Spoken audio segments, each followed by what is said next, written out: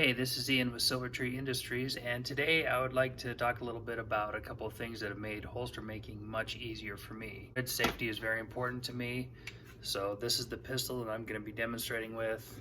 There's nothing in it, it's totally clear, so just so we all know that everything's safe, this is the pistol I'll be using.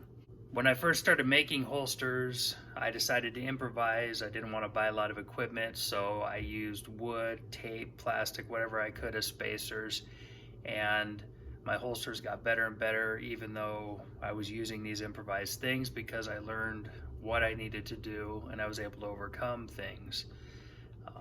Over time though, one of my big issues was I would take a pistol like this and I would have to use a lot of blue tape, and I would have to tape over the pistol. I would use wood dowels to make sight channels, all these things that work, but they just add a lot of time.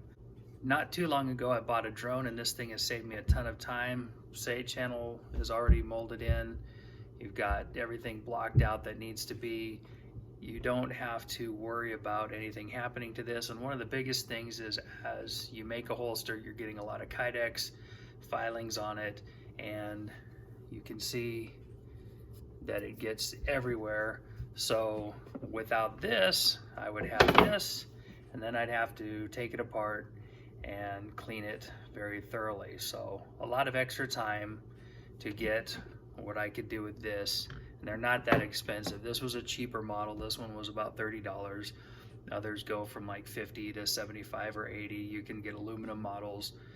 This will save you a lot of time. It's worth the investment. I would definitely get one of these. Another thing that I did was I used wood to create space for my pistols where I needed it, if I had to block things out.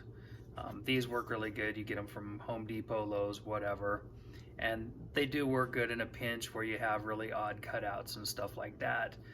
But you cannot beat a metal plate that's designed for building holsters.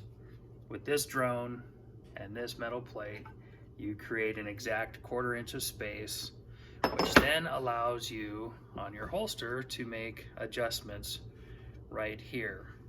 Now, this holster is one that I just made. It's got the awesome desert night camo from the 90s, something that I've wanted for a long time. This is a holster I built a few months ago, but I used something like this to create the space in it, and then I had to use thinner spacers to create the adjustment. It works just fine. I've carried it at the range, I've carried it underneath my shirt.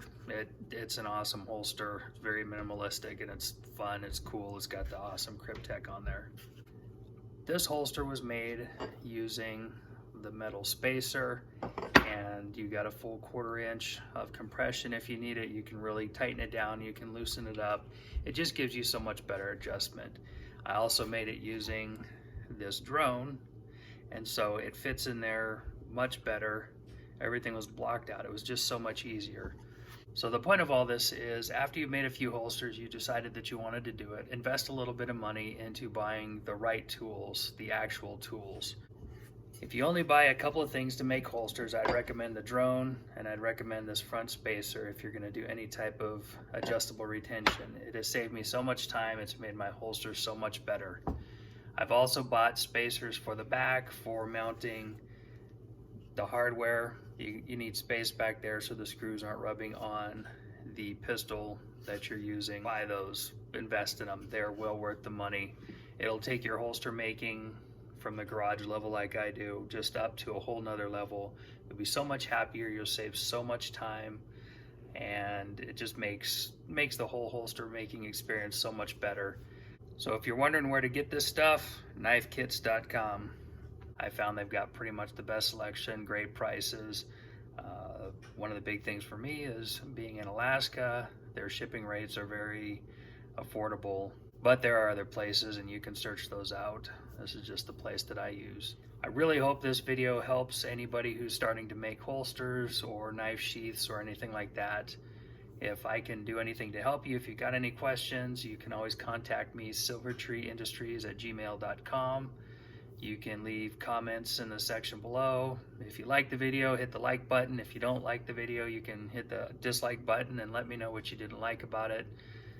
And thank you for watching. Have a good day.